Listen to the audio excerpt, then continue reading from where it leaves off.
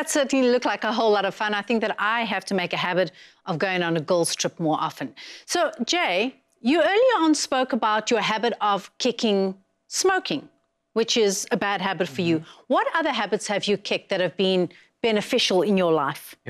There's so many. There's a long list. But I think one of the main one is, and I think I've spoken about it a lot on the show, is that I'm a huge procrastinator. And so, and I think it also, it's part of like my anxiety, and I'm someone who never gets anything done sometimes because I get so overwhelmed with my thoughts and my ideas, and I think it's a creative thing as well, that I don't end up doing anything. So I've started really listing things, putting things down. And I tried my cell phone, I tried my laptop, but I never really got anywhere with that. But there's just something so fulfilling when you write a list down and you actually scratch out things that you've done and accomplished.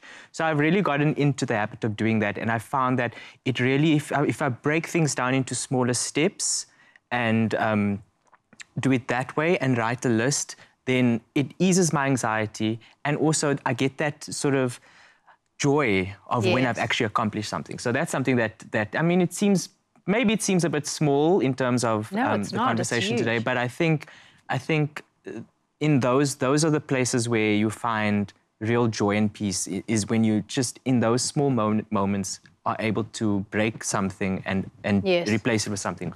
I'm a procrastinator as well, and you know that leads to what you were talking about, which is analysis paralysis. So you think about it too much. I love lists. I've started making my lists to be lists. But I think, you know, one of the things that I really appreciated about today's show, which is a great reminder for me and for all of you out there, is screening. I think screening for men as well. Screening is so important.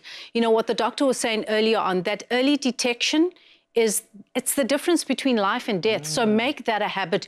Go on your annual screening religiously. And then, of course, you know, one of the things that I've tried to be more active and intentional about this year is movement. So I don't get into the idea of I can't get to the gym or I can't get here. I try just to move. Even if I'm moving in my own home or I'm using some sort of exercises in my own home, I try to move intentionally all the time and make that a habit. And see, as the saying goes, Rome wasn't built in a day, so breathe and start small and you'll get there. I like that. It's all those little micro steps that make a big difference.